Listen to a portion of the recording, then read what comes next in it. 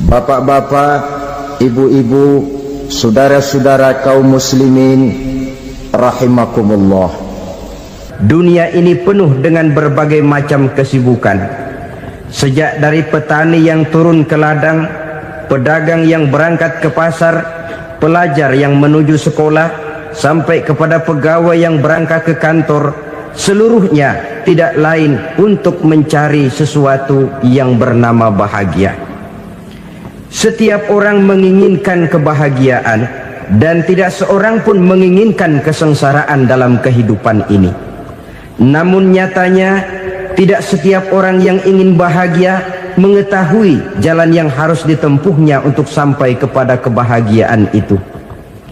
Maka pada kesempatan pertemuan kali ini, saya ingin menyampaikan sebuah hadis dari junjungan kita baginda Nabi besar Muhammad sallallahu alaihi wasallam yang termuat dalam kitab Mukhtarul Ahadits An-Nabawiyah, di mana beliau bersabda, arba'un min sa'adatil mar'i, ada 4 perkara yang merupakan tanda dari orang bahagia.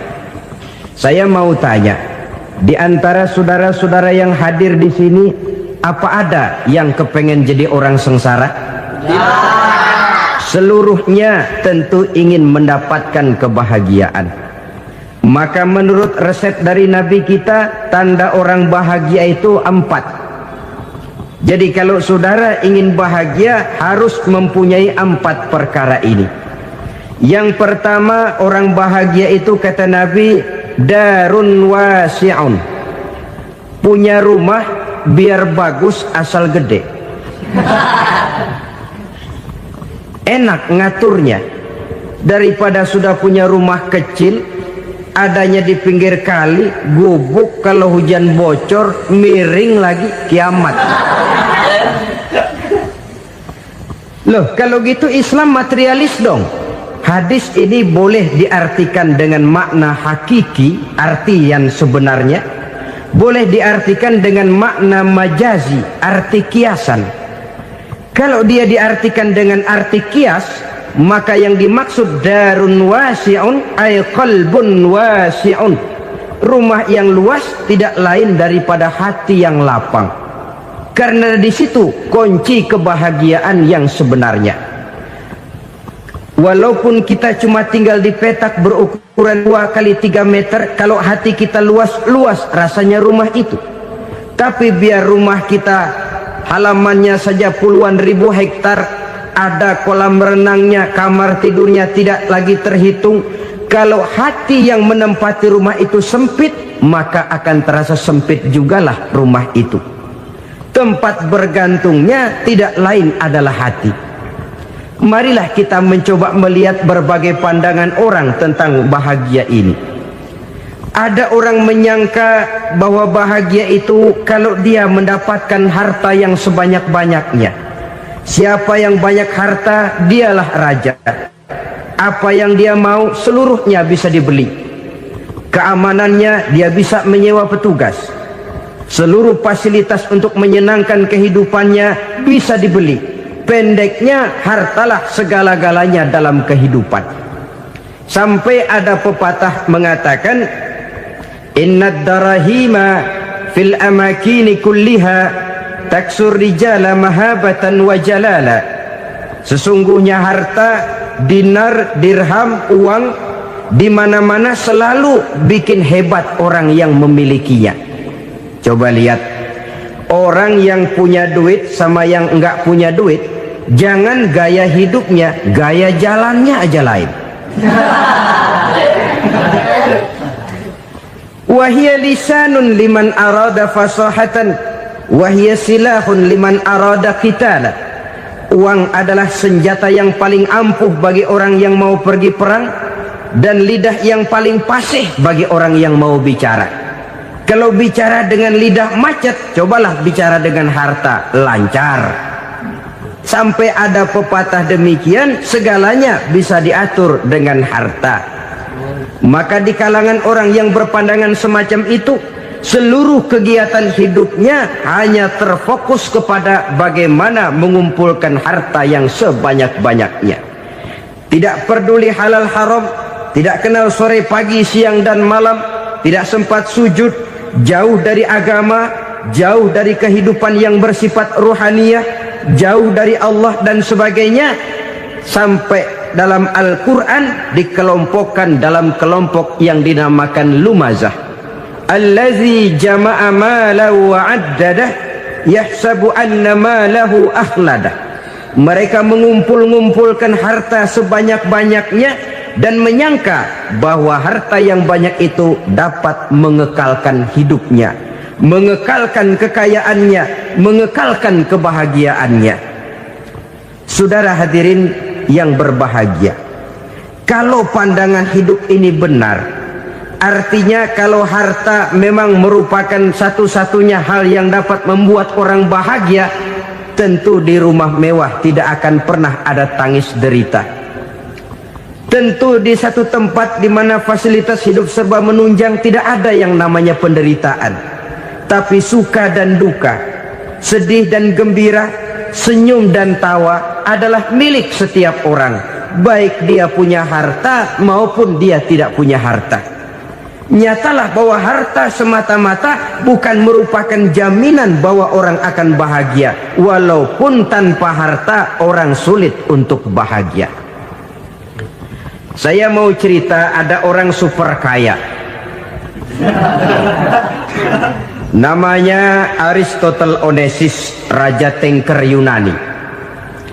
Dia punya kapal tanker saja konon sampai 11 banyaknya. Punya perusahaan penerbangan yang disebut Olympic Airlines, punya hotel di berbagai kota besar di dunia ini, sejak dari New York, London, Paris, Rome dan sebagainya. Bahkan punya pulau yang dia namakan Pulau Scorpio. Ini kan namanya sudah kaya nggak tanggung-tanggung, punya pulau. Nah, dia punya 2 orang anak, yang satu laki-laki namanya Alexander, yang satu perempuan namanya Maria Onassis. Seluruh harapannya tertumpah kepada anak lakinya Alexander ini, yang akan meneruskan usahanya, meneruskan kekayaannya, meneruskan dinastinya. Apa yang terjadi? Ternyata anak yang dia harapkan yang bernama Alexander ini mati muda dalam kecelakaan pada waktu dia olahraga. Apa olahraganya? Namanya olahraga anak orang kaya, golongan jet set. Olahraganya olahraga pesawat terbang. Jatuh, ya nggak kapungut, habis mati. Tinggal satu anak perempuannya, Maria Onassis. Tapi anak perempuan ini juga malah urakan. Terakhir dia pacaran, bahkan kemudian kawin sama orang Rusia. Rupanya Aristotle Onassis ini broken. Kekayaannya yang berlimpah ruah, perusahaannya yang begitu banyak, siapa yang akan meneruskan? Siapa yang akan menggantikan?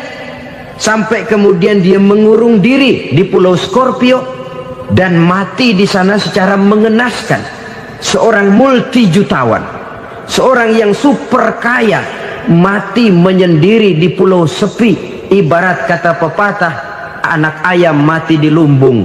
Bukan kekurangan makanan, keurugan makanan. Begitu kehidupan Aristotle Onassis.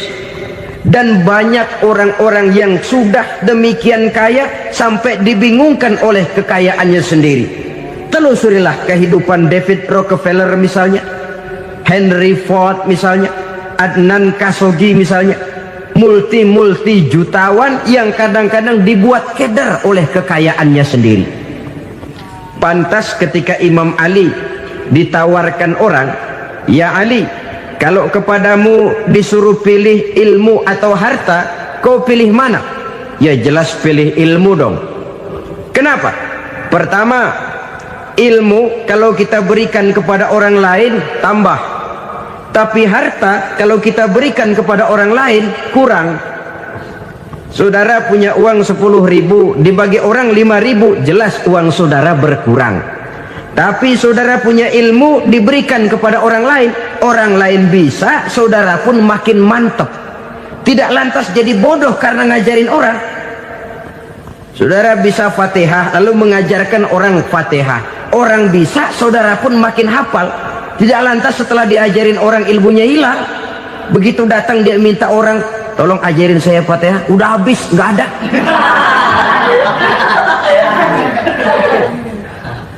Yang kedua kata Imam Ali, ilmu menjaga kita. Kalau harta, kita yang harus jaga. Makin banyak ilmu, makin terpelihara diri seharusnya. Tetapi makin banyak harta, makin bingung kita jaganya. Sampai kadang-kadang kalau perlu seluruh keliling rumah dipasangi alarm. Belum cukup disewakan anjing besar-besar, pasang di depan pintu, awas anjing galak. Masih belum cukup juga, cari centeng tukang-tukang kepruk jaga rumah. Masih terasa belum aman, padahal rumahnya dikelilingi tembok besar. Di balik tembok ada pintu-pintunya tebal. Di balik pintu itu terbuka masuk kamar, kamar pun ada pintunya, pintunya pun kuat. Masuk ke dalam kamar ada lemari, lemarinya pun pintunya kuat, dikunci, kuncinya pun kuat.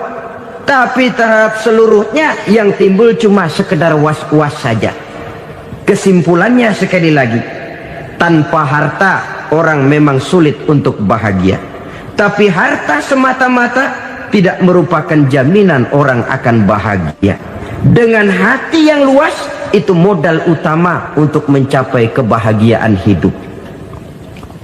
Orang yang hatinya luas, saudara-saudara, punya hati yang lapang, melihat kenyataan hidup ini, dia bersyukur senantiasa kepada Allah. Lantas tidak timbul hasud dan iri hatinya. Oleh karena itu jiwanya selalu lapang. Kalau tidak, cupik hati namanya, dangkal pandangan, tidak senang melihat orang lain dapat nikmat, dan itu sering dijadikan contoh. Kalau orang yang lapang dada, dia lihat tetangganya beli TV baru, dia berkata, alhamdulillah ya, tetangga kita beli TV, mudah-mudahan kita bisa ikut nonton. Lapang dadanya. Tapi orang yang sempit hati, lihat tetangga beli televisi, meriang. Enggak diapa-apain, meriang. Besoknya dengar tetangga beli motor, makin sakit, ke rumah sakit. Lalu di rumah sakit dengar tetangganya beli mobil, mati. Disiksa oleh perasaannya sendiri. Orang kalau hati sudah sempit dalam hidup, kemanapun dia pergi, sempit rasanya medan kehidupannya. Kemudian kita melihat juga ada orang yang menilai bahwa bahagia itu katanya kalau punya kedudukan yang tinggi, pangkat yang agung, wibawa yang besar. Mungkin betul, tapi mungkin juga tidak. Bergantung kepada hati orang yang punya pangkat itu. Sama dengan harta tadi. Harta akan membawa bahagia kalau dia jatuh ke tangan orang yang berhati lapang. Tapi harta akan jadi bencana kalau jatuh ke tangan hati orang yang sempit.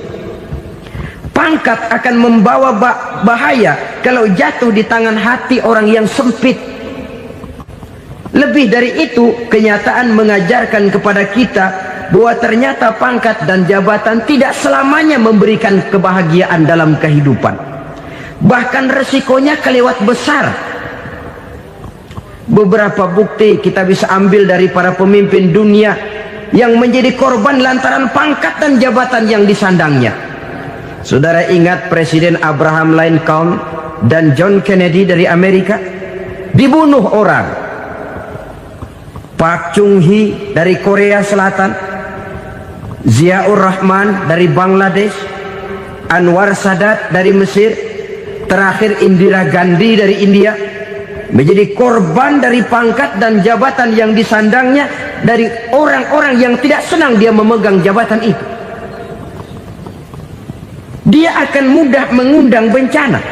Sehingga pantas kalau seorang presiden terkemuka Amerika, Harry Truman namanya, dia mengatakan jabatan presiden itu, kata dia, seperti orang nunggang macan, naik macan. Harus kita taiki, kalau enggak dia bakal nerekam kita, ngeri katanya. Adapun orang yang hatinya lapang, Kalau dia menerima pangkat dan jabatan, dianggapnya itu satu kesempatan untuk berbuat baik. Tapi orang yang berhati sempit, menerima pangkat dan jabatan, bukan kadang-kadang menerima, malah berusaha setengah mati mencapai dengan segala cara. Kalau perlu jilat atas, jilat atas. Jadi golongan sumuhun dawu. Jadi kelompok kulon nuwun, yes sir, yang kerjanya cuma oke bos. Kalau perlu jilat atas, jilat atas. Kalau perlu injak yang bawah, injak yang bawah. Perlu sikut kiri kanan, sikut kiri kanan. Yang penting pangkat dapat, jabatan dapat. Orang yang semacam ini, kalau sudah mempunyai pangkat dan jabatan, biasanya dia tidak menganggap itu sebagai amanah, tidak menganggap sebagai kesempatan berbuat baik, tapi malah kesempatan untuk memperturutkan hawa nafsunya yang dilatar belakangi oleh kesempitan hatinya tadi. Apalagi kalau orang memperoleh pangkat karena banyak mengeluarkan uang, seakan-akan pangkat dan jabatan itu sekarang macam proyek pakai tender. Siapa yang berani bayar segini naik, nggak berani minggir. Padahal logikanya, kalau orang mencapai satu jabatan karena banyak mengeluarkan uang, hampir bisa dipastikan bahwa setelah jabatan itu dia pegang, langkah pertama yang akan dilakukannya ialah berusaha bagaimana uang yang dia keluarkan supaya kembali. Ya paling kurang pulang modal dulu dong. Soal mikirin rakyat soal nanti, tapi ini modal harus pulang. Itu celakanya kalau orang memperoleh pangkat dan jabatan cuma karena banyak mengeluarkan uang. Jarang orang yang mempunyai keyakinan dan pandangan bahwa pangkat dan jabatan merupakan amanah. Jadi sekali lagi, pangkat dan jabatan mungkin saja membawa kebahagiaan kalau jatuh ke tangan orang yang berhati lapang. Tapi bisa jadi bencana kalau dia jatuh ke tangan orang yang mempunyai hati yang sempit. Dan lagi-lagi stresnya hati yang lapang. Lalu sebagian orang, saudara, ada yang berpandangan katanya bahagia itu kalau jadi orang terkenal, mempunyai popularitas, menjadi idola di kalangan remaja, di kalangan orang tua, di segala lapisan masyarakat. Padahal makin populer orang, makin terikat dia. Ya kalau macam kita ini kan nggak punya nama, nggak populer, tengah malam buta mau nongkrong di warung Tegal aman. Tapi pangkat, jabatan, kedudukan, popularitas menyebabkan kita diikat dengan berbagai macam peraturan. Cuma mandi sama ke WC saja yang nggak dikawal.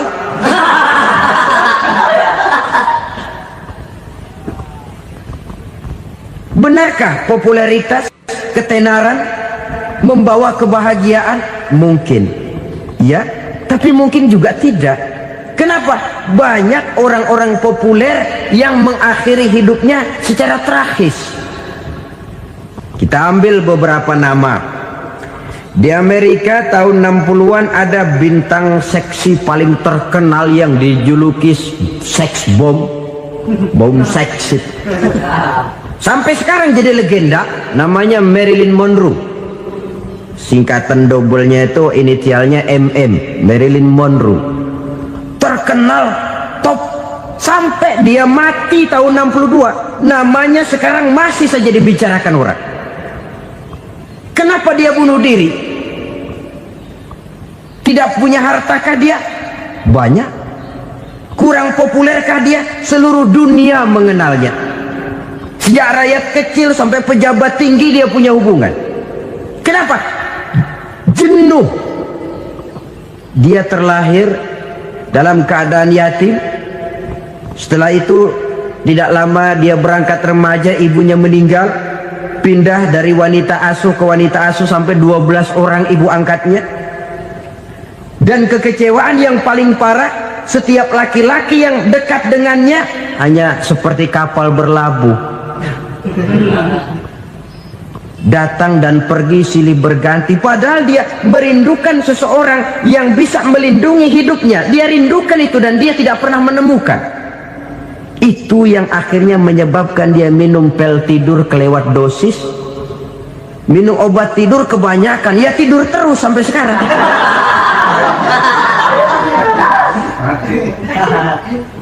Dia mengakui, saya telah memiliki ketenaran, tapi saya tidak pernah hidup dalam ketenaran itu. Saya pandai main sandiwara, tapi saya ingin hidup dalam alam yang real sebagaimana umumnya orang. Itu yang dia rindukan. Menyusul jejak yang namanya Marilyn Monroe ini, Billie Holiday, saudara kenal tentu, di rumah sakit dirawat. Dia juga minum obat overdosis, mati lagi. Jimi Hendrix minum obat tidur overdosis kelewat batas, mati lagi. Lalu yang menghanyutkan diri di danau, Janis Joplin dan Brian Jones. Ini orang-orang populer, orang-orang terkemuka yang mengakhiri hidup secara tragis, bukan karena tidak terkenal, mungkin karena sudah saking terkenalnya. Contoh paling belakangan, Bruce Lee. Wah, ini tukang-tukang keprok tentu kenal siapa dia. Sampai sekarang pun tabir kematiannya masih merupakan misteri. Dan yang masih hidup juga menunjukkan gejala yang aneh. Michael Jackson, rumahnya di Beverly Hills itu dijaga sedemikian rupa, dan dia selalu curiga kepada setiap makanan harus steril, bersih dari segala macam kimia. Kemana dia pergi, itu tukang-tukang keprok sudah selalu menjaga dan mengawal, dan dia seakan takut menunjukkan mukanya yang asli. Hingga kalau tampil ke tengah di luar show, dia kadang memakai pakaian yang tidak menunjukkan dia yang sebenarnya, takut dikenali orang. Ternyata popularitas sering jadi momok yang meracuni kehidupan manusia. Oleh karena itu, benarlah junjungan kita pada saat beliau mengajarkan orang akan bahagia kalau dia mempunyai hati yang lapang. Nah, sekarang masalahnya untuk mendapatkan hati yang lapang, caranya bagaimana? Kita kembali kepada konsep Quran. Allah mengajarkan, ala inna bi dzikrillahi tatmainnul qulub. Ketahuilah bahwa dengan banyak mengingat Allah, hati akan tenang, jiwa akan lapang. Dengan kata lain, dekat dengan agama, merasakan kehadiran Allah dekat dalam hidup. Itu muara pertama untuk mencapai hati yang lapang. Ala inna bi dzikrillahi tatmainnul qulub. Jangan macam orang sekarang ingin mendapatkan ketenangan lalu tapak di puncak gunung, di gua-gua, di tempat sepi. Iyalah kalau nggak ada ular. Kalau tergigit ular berbisa, ketenangan belum, mati jelas itu. Islam positif untuk mendapatkan ketenangan. Ala inna bi dzikrillahi tatmainnul qulubi.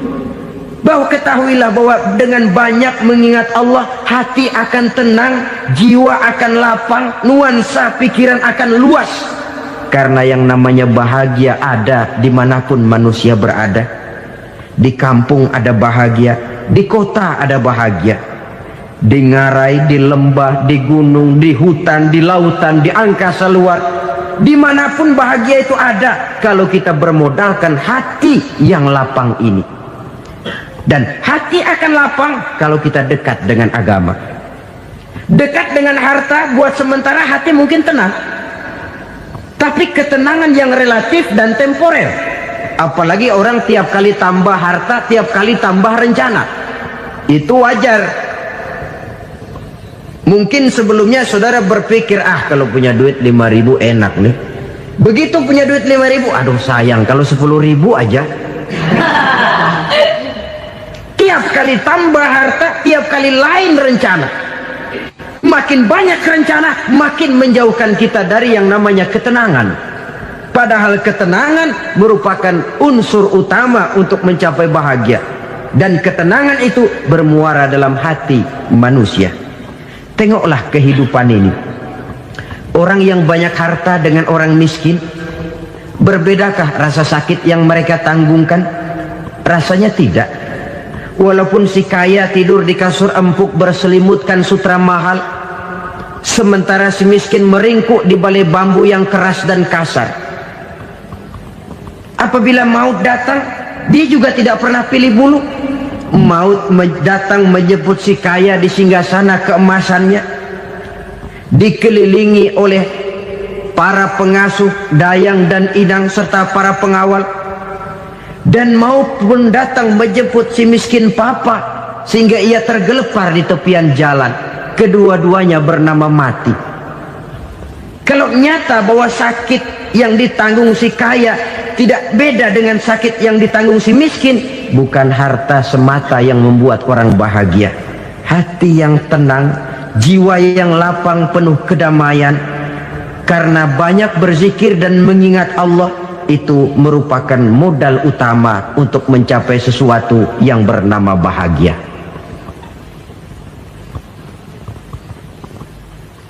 Saudara hadirin yang saya hormati, inilah yang pertama dari 4 ciri yang digambarkan oleh Nabi tentang tanda-tanda orang bahagia.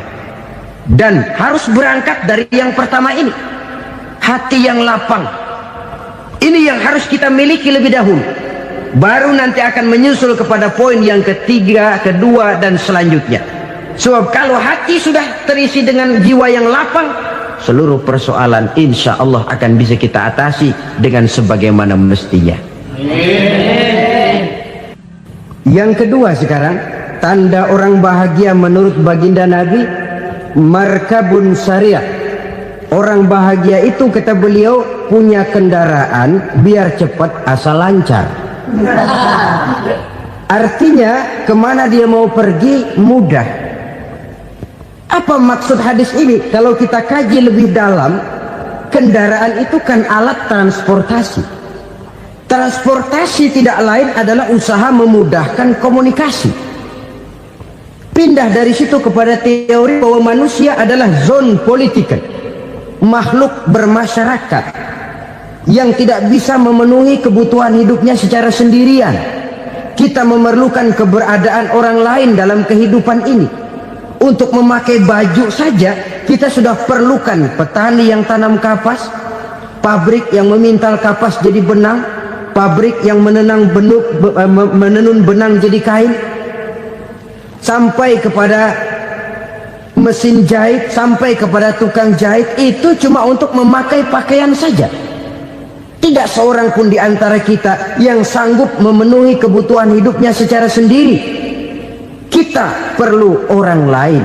Maka kebebasan dalam arti mutlak, kebebasan tanpa batas, itu tidak mungkin ada dalam kehidupan. Karena kita mengadakan yang disebut interaksi sosial. Setiap kegiatan kita tentu melibatkan orang lain. Menurut kita barangkali kita bebas jalan di jalan raya semaunya, tapi orang lain berkendaraan pun merasa bahwa ini ada juga jalan haknya, dan begitu selanjutnya. Oleh karena itu, maksud dari kendaraan yang cepat ini adalah khulatuhu ma'as solihin. Lingkungan pergaulannya terdiri dari orang-orang soleh. Pergaulannya luas. Kemana dia pergi ada temannya. Kesulitannya ada tempat dia cerita. Dan kesulitan kalau sudah diceritakan kepada orang lain, taruh kata orang itu tidak bisa menolong, namun menceritakannya kepada orang yang kita percayai, kan paling kurang sudah mengurangi beban jiwa, mengurangi tanggungan batin, merasa masih ada tempat kita cerita. Maka lebih baik orang awam yang mau bergaul ketimbang orang setengah alim tapi ngunci pintu. Sebab nantinya akan timbul sikap picik, cupik pandangan, dan tidak luas menghadapi kenyataan dalam kehidupan ini. Namun yang harus kita garis bawahi, pergaulan memang mesti luas. Namun jangan sekali-kali lupa bahwa pergaulan sangat besar pengaruhnya dalam ikut membentuk kepribadian manusia. Sehari-hari bisa kita bilang Kalau kita dekat sama tukang minyak wangi, sekalipun nggak dibagi minyaknya, baunya tentu dapat. Betul? Tapi dekat sama tukang elas, walaupun nggak kena apinya, asapnya mesti kena. Kalau Syauqi mengatakan lebih jelas lagi, man asyaral asyrafa asya musyarrafan wa muasyiral anzali ghairu musyarrafin. Awalam taral jildal hakira muqabbalan bisagri lamma sara jildal mushaf.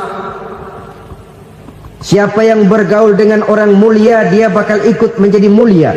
Tapi siapa yang berteman dengan orang hina, dia tidak bakal ikut menjadi mulia.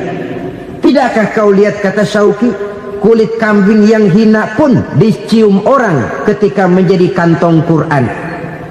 Kulit kambing hina, kalau dia sendirian gak ada yang mau cium. Tapi begitu dia bergaul dengan Quran, menjadi kantong Quran, dipakein minyak wangi, ditaruh di tempat yang tinggi, mau diambil dicium dulu, dibawa dengan penuh hormat dan hati-hati. Kulit kambing yang hina lantaran berteman dengan Quran, numpang mujur. Tapi coba lihat kalau kulit kambing berteman dengan kayu, jadi beduk, habis. Zohor dikemplang, asar dipukul. Itu pun sedikit saja, cuma salah milih teman. Yang temannya Quran dihormati orang, yang temannya kayu lantaran jadi beduk, gelap-gelap subuh orang udah kemplangnya.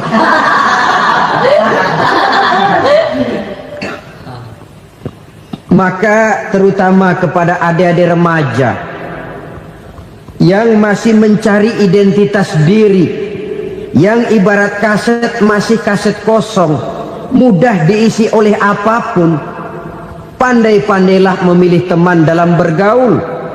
Karena banyak orang yang tadinya baik-baik, ketika terseret dalam pergaulan dengan orang yang tidak baik, kebaikannya menjadi lentur dan luntur. Tapi berapa banyak bajingan-bajingan tengik, orang-orang yang berlumur noda dan dosa, tiap hari melakukan maksiat, namun bergaul dengan orang yang baik-baik, pada akhirnya sedikit demi sedikit beringsut dan berangsur dia terbiasa mengikuti kebaikan-kebaikan. Saya tekankan ini kepada remaja karena mereka masih mencari identitas diri. Apa yang mereka lihat mereka mau, apa yang mereka dengar mereka ingin tahu. Coba lihat kehidupan remaja. Pulang nonton film Rambo, pengen jadi Rambo, gagah, maunya belekai melulu. Pulang nonton film Superman, pengen bisa terbang. Pulang nonton India, nyanyi melulu. Wajar, mereka masih mencari identitas diri. Saya ini sebenarnya siapa? Lingkungan, pergaulan akan membentuk itu. Karena itu pandai-pandailah bergaul, karena ia sangat besar pengaruhnya dalam ikut membentuk kepribadian manusia. Apalagi sifat yang jelek lebih cepat menularnya ketimbang sifat yang baik. Sifat yang baik, watak yang soleh itu lambat sekali untuk menular. Tapi yang tidak baik, kan prosesnya mah kalau remaja biasanya mula-mula dengar. Karena dengar lalu pengen tahu. Karena pengen tahu lalu ngeliatin. Begitu ngeliatin kan pengen nyobain. Setelah nyobain ketagihan. Nah, ini prosesnya. Yang namanya ganja, morfin, narkotik, awalnya kan begitu. Mula-mula dengar, katanya kalau sudah fly to the sky, sudah melayang ke langit, katanya disitulah puncak kebahagiaan. Mulanya cuma dengar. Karena dengar pengen tahu. Karena pengen tahu lalu ngeliat, kumpul sama orang yang suka ngeganja. Setelah ngeliat, nah pengen ngerasain. Begitu ngerasain enak juga, ketagihan. Kalau sudah ketagihan jadi penyakit kronis, bisa merembet kepada yang lain. Iya, kalau orang tuanya mampu untuk beli morfin, beli ganja. Kalau tidak kan pikirannya ngayap, jemuran siapa ya gue sabet. Timbullah perbuatan-perbuatan negatif yang bermula dari salah pergaulan. Apalagi buat adik-adik remaja yang tinggal di kota-kota besar, yang pengaruh budaya, pengaruh kesenian, pengaruh struktur kehidupan yang nampak makin individualistis, di mana persaingan tajam, tensi ekonomi tinggi, orang mudah mengalami stres. Pandai-pandailah dalam bergaul, sekali lagi, karena ia sangat besar pengaruhnya dalam ikut membentuk kepribadian manusia. Orang bahagia punya kendaraan yang cepat, artinya punya pergaulan yang luas, dan lingkungan pergaulannya terdiri dari orang-orang yang soleh. Kemana dia pergi, ada teman. Kesulitannya, ada tempat dia cerita. Tapi kalau sudah menyendiri, hidup sendiri, kesulitan dipikiri sendiri, bisa mati belum waktunya. Tidak ada tempat berbagi rasa, tidak ada tempat bercerita, tidak ada tempat mengurangi beban dalam kehidupan.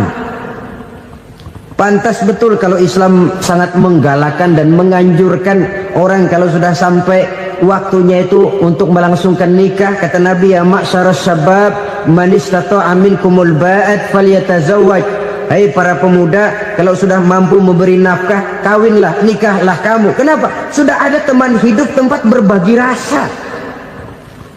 Kesulitan kalau ada tempat cerita akan lebih ringan ketimbang kita telan sendiri, walaupun bobot kesulitannya sama beratnya. Saudara-saudara kaum muslimin rahimakumullah, inilah ciri yang kedua, punya kendaraan biar cepat asal lancar. Kemana kita mau pergi gampang. Dengan kata lain, setelah hati yang luas, pergaulan yang luas. Dua. Yang ketiga sekarang, tanda orang bahagia itu menurut Nabi, misbahun mudhi'un, punya lampu yang terang.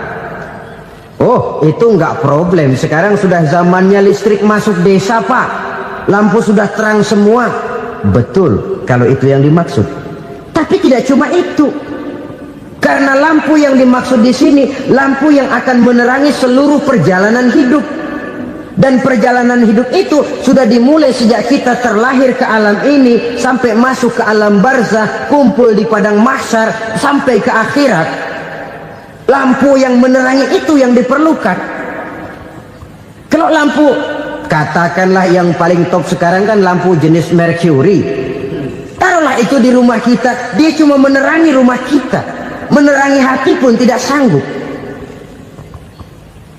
Bila kita masuk ke alam barzah, alam kubur, sanggupkah si Mercury yang begitu terang menerangi alam barzah kita? Tidak sanggup lagi. Sanggupkah lampu yang ratusan watt, bahkan puluhan ribu watt menerangi kehidupan di padang mahsyar? Tidak akan sanggup lagi. Kalau demikian, yang dimaksud lampu yang terang di sini apa? Tidak lain amal soleh, kebajikan yang kita lakukan dalam hidup. Itu yang akan jadi lampu penerang.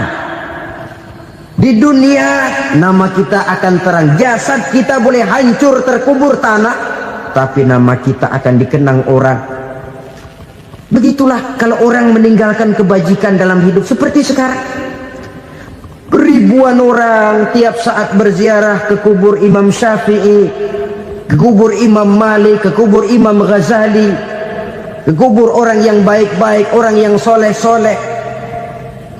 Kebajikannya yang ditinggalkan, yang mengukir namanya dengan tinta emas, sehingga saudara sudah terbaring di alam kubur. Orang lewat, Allah, ini kuburannya Fulan bin Fulan, dulu ini kebaikannya Masya Allah, saya ikut merasakan. Mari kita mampir sebentar, kita Fatihah, mohon disampaikan Allah pahalanya kepada almarhum. Al-Fatihah. Itu kalau orang baik-baik. Lalu saudara tanya, Pak, orang mati dikirimin Fatihah apa nyampe pahalanya? Saya jawab, kalau saudara nggak percaya, mati dulu dah. Nanti saya Fatihain, tungguin di sana. Umpama nggak sampai, balik lagi kemari. Sekarang ini kan maunya otak-otakan saja. Kalau nggak masuk otak, nggak percaya. Padahal alam gaib itu nggak bisa diotak-otakin. Sama saja dengan saudara pernah dengar cerita kapal Tampu Mas tenggelam tak? Pernah nggak? Di mana? Ya, di laut Masalembo.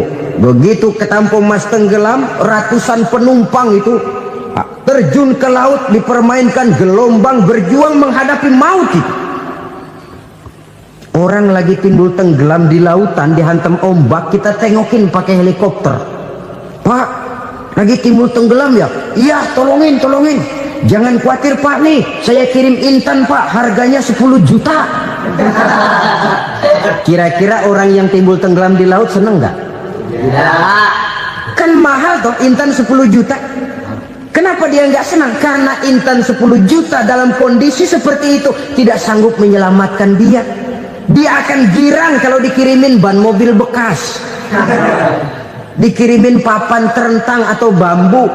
Intan yang 10 juta dia nggak girang, ban mobil bekas yang 1000 perak tuh pegang, itu yang dia girang betul. Inilah sebabnya Nabi berkata, mal mayyitu fi qabrihi illa kal ghariqil mutaghawwis. Orang yang meninggal di alam kuburnya seperti orang timbul tenggelam di lautan. Yantaziru da'watan min ahli, menunggu doa dari keluarganya yang masih hidup. Duh, bapak saya sudah meninggal, saya sayang benar sama dia. Kirimin kulkas ke kuburannya Itu sama saja dengan tadi orang tenggelam di lautan dikirimi intan yang harganya 10 juta, tidak sampai.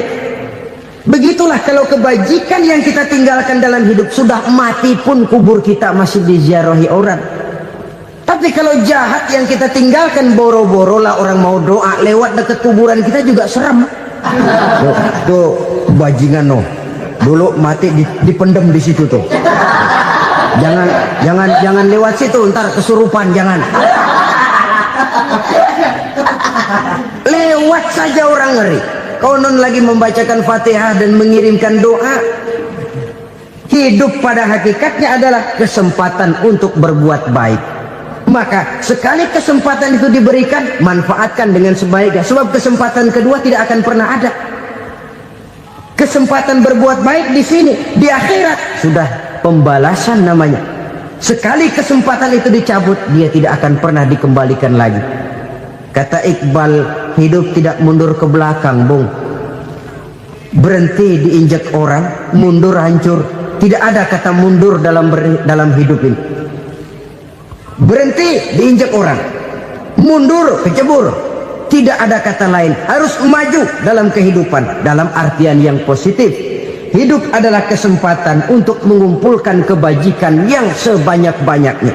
Di situ nilai daripada manusia. Sekarang ini memang nggak kelihatan kok, orang yang banyak pahala sama yang banyak dosa nggak kelihatan kok. Barangkali kalau habis bikin dosa palanya pada benjol, mungkin orang takut sama dosa. Tapi sekarang sama saja, orang yang banyak dosa dengan yang nggak banyak dosa jalan bareng dari belakang, sama, nggak kelihatan beda. Tapi ada waktunya di mana pahala memegang peranan, di mana dosa diperlihatkan. Sama saja kalau kita bawa mobil siang, lampu kan nggak begitu berfungsi. Apa lalu bilang, alah ini lampu berat-beratin, copot-copotin aja dah. Tidak perlu begitu. Kenapa? Pada suatu saat malam senja akan datang. Bila matahari terbenam, senja pun datang, gelap mulai merayap, disitulah baru terasa perlunya lampu. Pahala begitu. Sekarang orang yang nggak ada pahalanya nggak kelihatan dalam kehidupan. Tapi pada suatu saat senja kehidupan akan datang. Ajal merenggut nyawa, malam merayap, dan hidup mulai diliputi kegelapan di alam barzakh. Dikala itu kalau nggak punya lampu, alangkah malangnya kita. Sebab amal yang baik, kata Nabi, di alam barzakh itu akan diciptakan menjadi perempuan yang cantik menemani kita. Amal yang jahat akan menjadi orang yang paling jelek nemenin kita. Udah di tempat gelap yang nemenin jelek.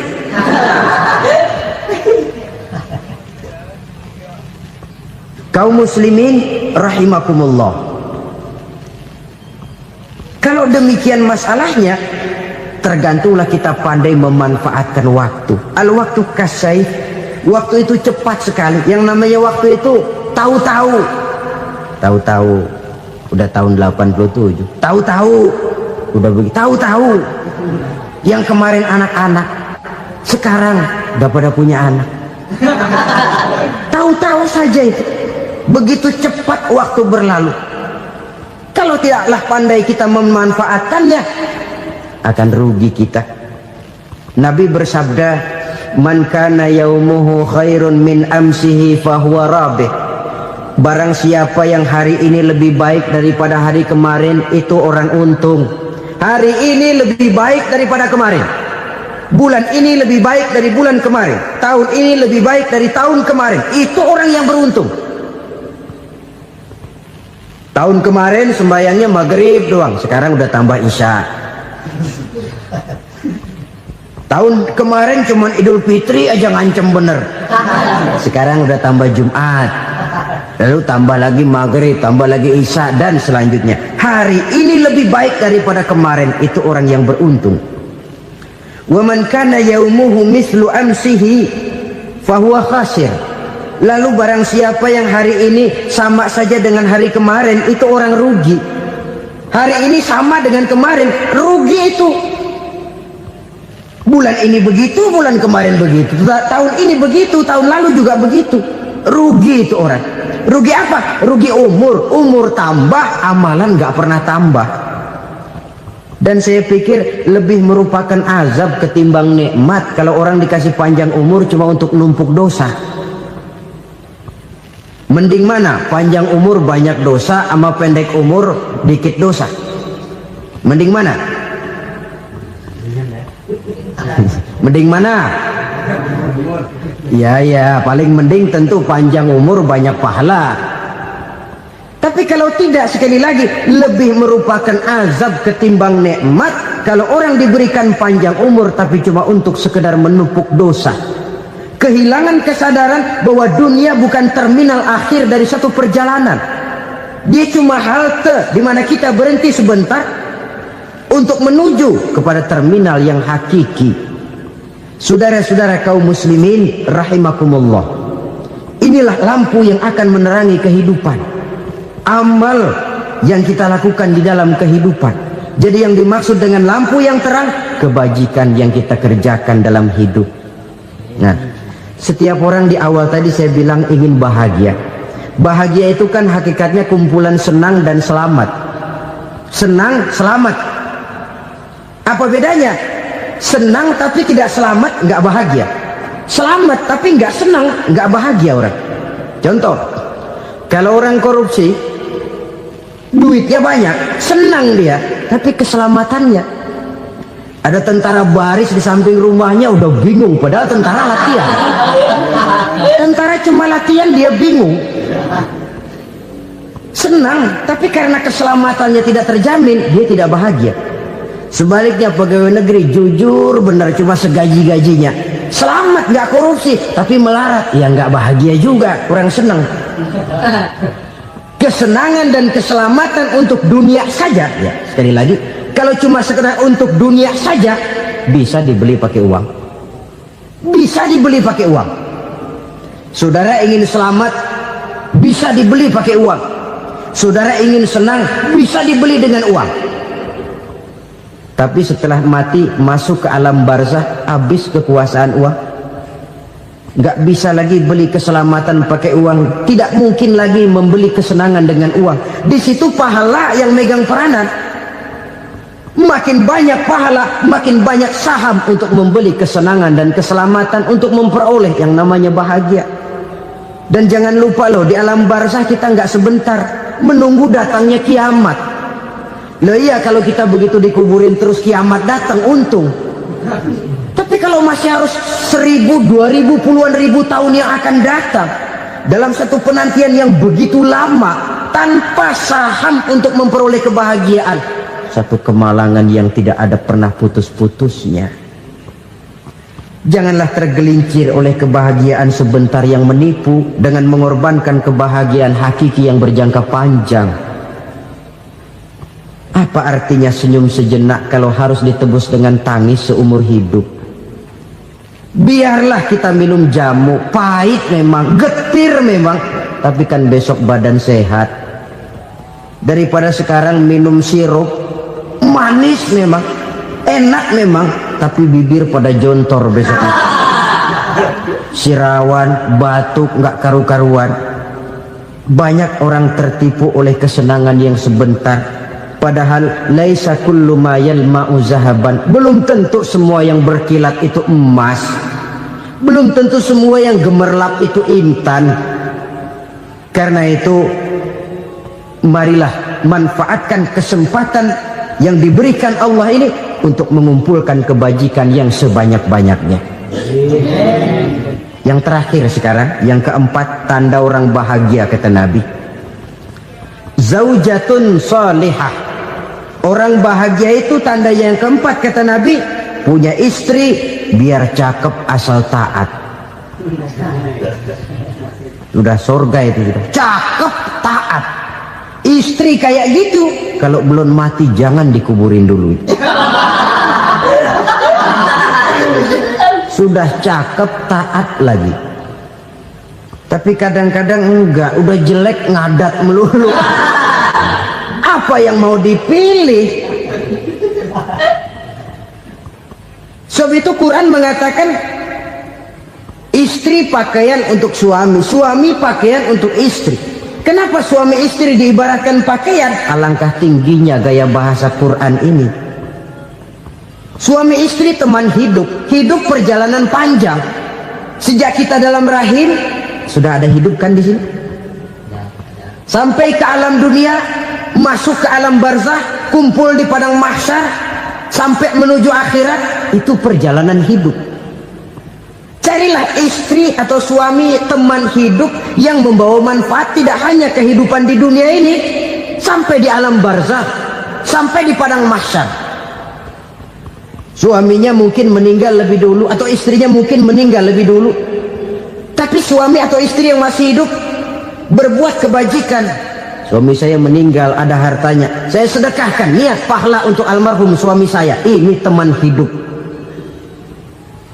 tidak dibatasi dan tidak bisa dipisahkan oleh maut sekalipun. Zohirnya mungkin pisah, badannya mungkin pisah, tapi hatinya, jiwanya, kebersamaannya dalam menghadapi kehidupan. Karena itu saudara-saudara, bahasa Quran indah. Suami istri diibaratkan seperti pakaian.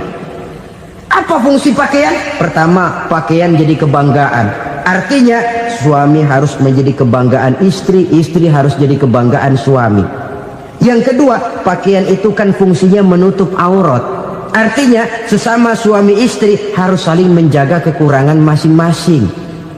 Jangan malah sesama suami istri saling membongkar rahasia dan aibnya sendiri-sendiri. Istrinya diceritain jeleknya di mana-mana, atau suaminya dibongkar rahasianya di pasar umum. Itu sudah tidak lagi berfungsi sebagai pakaian. Kenapa semua ini diperlukan? Karena kita menyadari bangsa yang baik terdiri dari masyarakat yang baik. Masyarakat yang baik merupakan susunan dari warga yang baik. Warga yang baik adalah terdiri dari rumah tangga yang baik. Dan rumah tangga yang baik merupakan susunan dari pribadi yang baik. Dari situ langkah dimulai. Membangun satu bangsa yang baik diawali dengan membangun rumah tangga yang baik, dengan menciptakan pribadi-pribadi yang baik. Sehingga dari sini diharapkan berkembanglah nilai-nilai kebaikan. Orang akan bahagia mempunyai istri yang soleh. Kenapa? Tidak ada seorang suami bisa sukses jadi apapun dia, apapun profesinya. Dokterkah, kiaikah, mubalikah, petanikah, pengusahakah, pejabat tinggikah, tidak ada seorang suami yang bisa sukses tanpa peran serta istrinya. Walaupun memang peranan itu tidak begitu kelihatan, tapi sangat menentukan. Karena itu, saudara hadirin yang saya hormati, Islam sangat menghargai kaum wanita, memberikan kedudukan yang tinggi sepanjang tidak mematikan kodrat kewanitaannya. Nah, kalau sudah kesuksesan ini diawali dari rumah tangga, karier di masyarakat mudah untuk dikejar. Tapi keberantakan di rumah tangga merupakan kegagalan pertama di tempat lain. Nah, inilah saja yang dapat Al-Fakir sampaikan pada pertemuan kali ini. selalu berusaha menyimpan sesuatu yang bisa membawa manfaat, baik untuk dirinya, untuk anak cucunya, maupun untuk keluarganya, untuk masa kini dan masa depannya. Kadang simpanan itu berbentuk uang, kadang berupa tanah, lain saat berbentuk pabrik, dan lain sebagainya. Sementara masa depan yang paling pasti adalah akhirat. Jika untuk masa depan dunia kita rela memeras keringat, membanting tulang, pergi pagi dan pulang petang, menyimpan uang, menyimpan tanah, menyimpan pabrik, pernahkah kita merenung jika satu saat kiamat datang, kita dibangkitkan dari kubur masing-masing, berdiri di padang mahsyar untuk mempertanggungjawabkan seluruh kegiatan hidup kita di dunia ini, lalu kita akan menuju ke alam akhirat. Sudahkah kita mempunyai simpanan untuk akhirat kita? Pada pertemuan kali ini saya ingin menyampaikan sebuah hadis di mana Rasulullah sallallahu alaihi wasallam bersabda, "Arba'un min kanzil jannah." Simpanan sorga ada 4 macam. Yang pertama, ikhfa'us sadaqah, menyembunyikan sedekah. Saudara-saudara kaum muslimin, sebagaimana yang kita maklum bahwa Allah Subhanahu wa taala melebihkan sebagian rezeki dari kita terhadap yang lain. Ada yang kaya, ada yang setengah kaya, ada yang miskin, ada yang setengah miskin, dan selanjutnya. Ada yang gajinya kecil tapi penghasilannya gede. Ada yang penghasilannya gede tapi nggak punya gaji. Ada juga yang memang gajinya gede dan penghasilannya gede. Kelebihan rezeki merupakan sunnatullah dan tidak harus membuat kita merasa lebih dari yang lain. Bahkan sebaliknya, kelebihan itu harus membuat kita ringan tangan untuk menolong mereka yang memang memerlukan pertolongan. Kalau saudara diberikan ilmu, maka pertanyaan akhirat cuma satu: ilmumu kau amalkan untuk apa? Kalau saudara diberikan umur yang panjang, pengadilan akhirat juga bertanya satu: umurmu kau habiskan di mana? Tapi kalau saudara diberikan harta, pengadilan akhirat akan bertanya 2: hartamu kau dapat dari mana? Kau belanjakan kemana? Dari mananya ditanya, dan kemananya juga ditanya. Oleh karena kita akan dimintakan pertanggungan jawab, maka amanah yang bernama harta ini harus kita gunakan dengan sebaik-baiknya. Ada penggunaan yang merupakan kewajiban, itu zakat namanya. Ada penggunaan yang sewaktu-waktu, itu infak namanya. Ada yang lebih sewaktu-waktu lagi, dan itu sedekah namanya. Zakat dia terikat oleh haul dan nisab, oleh putaran batas waktu dan ukuran dari harta itu sendiri. Sedangkan infak terikat oleh situasi dan kondisi perekonomian seseorang. Sedangkan sedekah tidak terikat dengan apapun.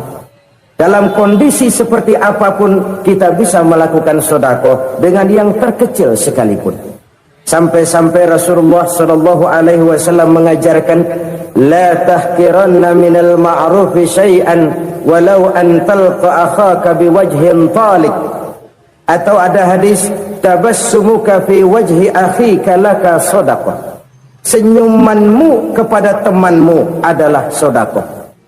Jadi untuk melakukan sedekah tidak harus dalam berbentuk uang. Dengan ilmu kita bisa sedekah, dengan tenaga kita bisa bersedekah, dengan pikiran kita bisa bersedekah, bahkan senyum kepada teman itu pun sedekah. Jadi kalau sedekah dengan uang memang belum punya uang, nyengir aja banyakin. Itu asal pada tempatnya, jangan lalu ketemu tiang listrik cengengesan. Tentu tidak pada tempatnya dan tidak wajar. Nah, sedekah yang paling dicintai Allah adalah sedekah yang disembunyikan. Artinya, jauh dari sifat riya. Kan kadang-kadang ada orang sedekah itu disebutkan namanya, apa tidak bagus? Kalau memang niatnya ikhlas, ya bagus-bagus saja untuk memberikan sugesti kepada yang lain. Si Fulan bin Fulan nyumbang sekian, diumumkan.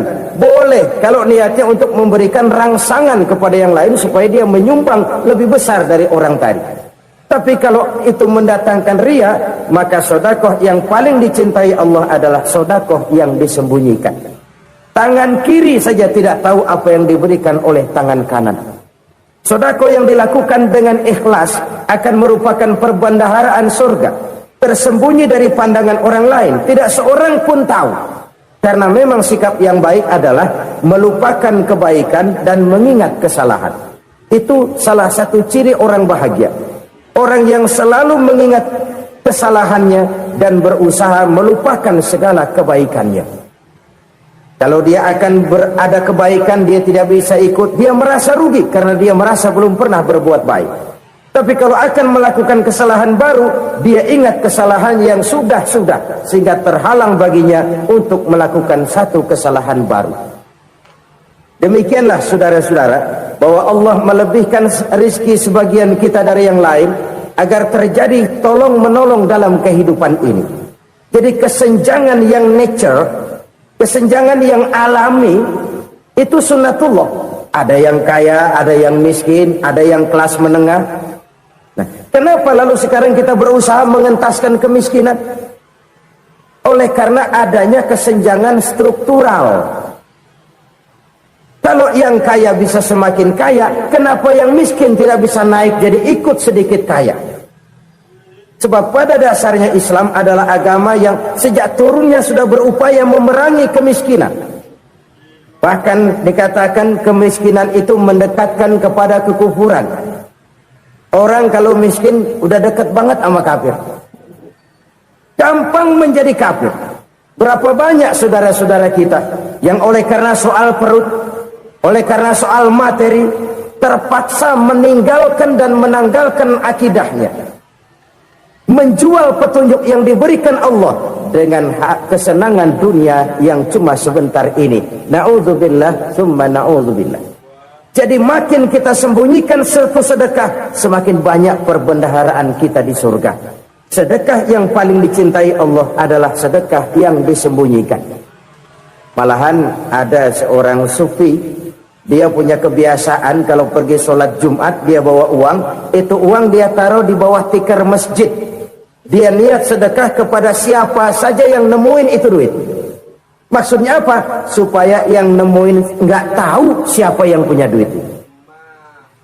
Demikian dia saking ingin menyembunyikan sedekahnya. Karena sifat riya itu bisa memakan amal kita sendiri. Riya itu termasuk menyebut-nyebut kebaikan kita. Orang yang suka nepuk dada, sedikit-sedikit ngitungnya kalau nggak gua. Tuh kalau nggak gua tuh yang belas itu kalau nggak gua. Iya kalau nggak lu kenapa emang? Orang yang suka menepuk jasad, tuh biasanya memang begitu saudara-saudara. Kalau perang lagi berkecamuk, orang nggak sempat ngaku jadi pahlawan. Tapi begitu perang selesai, yang kagak kenal bedil ngaku pahlawan, mas. Itu sesuatu yang biasa. Oleh karenanya, orang-orang yang ikhlas dalam bersedekah, disembunyikannya sedekah itu, Allah cinta betul. Malahan ada hadis memberikan jaminan, inna sedaqatal mar'il muslimi tazidu fil umri wa tadfa'u mitatas su'i. Sesungguhnya sedekahnya seorang mukmin tazidu fil umri, bisa menambah umur panjang, wa tadfa'u mitatas su'i, dan menyelamatkan manusia dari mati secara su'ul khatimah. Jadi siapa yang kepengen panjang umur, banyaklah sedekah. Yang bosan hidup, pelit terus. Sedekah menambah panjang umur dan menyelamatkan manusia dari mati secara su'ul khatimah. Pak, katanya umur itu nggak bisa ditambah, nggak bisa dikurangin. Kapan? Kalau ajal sudah datang. Fa idza jaa ajaluhum la yastakhiruna sa'atan wa la yastakdimun. Kalau ajal datang tidak bisa dimajukan, tidak bisa dimundurkan. Itu kalau ajal sudah datang. Tidak bisa lagi umur ditambah dikurangi, sudah datang. Tapi kalau belum datang, itu kan haknya Allah. Mau ditambah, mau dikurangi, hak prerogatif Allah. Sebagai pencipta manusia, Allah maha kuasa dan maha mampu. Sedekah ini menambah panjang umur dan menyelamatkan manusia dari mati secara su'ul khatimah. Itu orang mati kan sama ya, kondisinya mati, nggak nafas. Tapi hakikat mati kan lain-lain. Ada yang mati itu husnul khatimah, baik akhirnya. Misalnya lagi ngaji mati, lagi sholat mati, lagi sedekah mati. Ini yang dinamakan dengan husnul khatimah, baik di akhirnya. Sebaliknya ada yang su'ul khatimah, jelek di akhirnya. Ini yang jadi catatan akhir. Lagi nyekek botol, mampus. Lagi banting kartu, modar. Su'ul khatimah, jelek pada akhirnya. Sedekah menyelamatkan manusia dari mati secara su'ul khatimah. Dan kita semua kepengen mendapat husnul khatimah, jauh dari su'ul khatimah. Oleh sebab itu yang bisa menyelamatkan kita dari penyakit itu antara lain adalah sedekah yang disembunyikan, yang dikerjakan dengan ikhlas.